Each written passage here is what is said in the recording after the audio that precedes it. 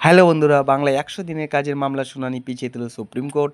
আবার কবে শুনানি, ডিটেলসে জানতে হলে ভিডিওটি স্কিপ না করে পুরোটি দেখুন। তো চলো দেখে নেই। রাজ্যে গত ৩ বছর ধরে ১০০ দিনের কাজ বন্ধ হয়ে রয়েছে। এ নিয়ে বারবার সরব হয়েছে বাংলার শাসক দল তৃণমূল। অভিযোগ, এই প্রকল্পের জন্য প্রয়োজনীয় টাকা কেন্দ্র সরকার আটকে দিয়েছে। কেন্দ্র সরকারের দাবি, পশ্চিমবঙ্গকে কেন্দ্রের দেওয়া ১০০ দিনের কাজের টাকা নিয়ে বিস্তর দুর্নীতি হয়েছে। প্রকৃত জব কার্ড হোল্ডারদের বঞ্চিত করে ওই টাকা পাঠানো হয়েছে অন্যদের ব্যাংক অ্যাকাউন্টে। এমনই নানা যুক্তিতে এ রাজ্যে ১০০ দিনের কাজের বরাদ্দ আটকে রেখেছে কেন্দ্র। গত জুন মাসে কলকাতা হাইকোর্টের তৎকালীন প্রধান বিচারপতি টি.এস. শিবজ্ঞানম এবং বিচারপতি চৈতালি চট্টোপাধ্যায় দাসের ডিভিশন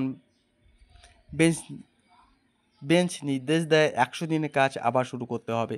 বদলে দুর্নীতি রুখতে রাজ্য সরকারকে যে কোনো শর্ত দিতে পারবে কেন্দ্র, তবে গোটা প্রকল্প বন্ধ রাখা যাবে না। উচ্চ আদালত তার পর্যবেক্ষণে জানায়, যারা কাজ করতে পারছেন না বা কাজ করেও যারা প্রাপ্য টাকা পাচ্ছেন না, তাদের কেন ভুগতে হবে। প্রয়োজনে যে ৪ জেলা থেকে দুর্নীতির অভিযোগ উঠেছে সে জেলা বাদ দিয়ে বাকি অংশে ১০০ দিনের কাজ চালু করা হোক। আদালত আরও জানায়, এটি একটি দীর্ঘমেয়াদী প্রকল্প, যার পুরো টাকাই দেয় কেন্দ্র সরকার। সরাসরি শ্রমিকদের ব্যাংক অ্যাকাউন্টে সেই টাকা পৌঁছে যায়। তাই জনস্বার্থে অবিলম্বে এই কাজ চালু হওয়া দরকার। হাইকোর্টের ওই নির্দেশের বিরুদ্ধে সুপ্রিম কোর্টে যায় কেন্দ্র। সেই মামলার শুনানি এবার পিছিয়ে গেল সুপ্রিম কোর্টে।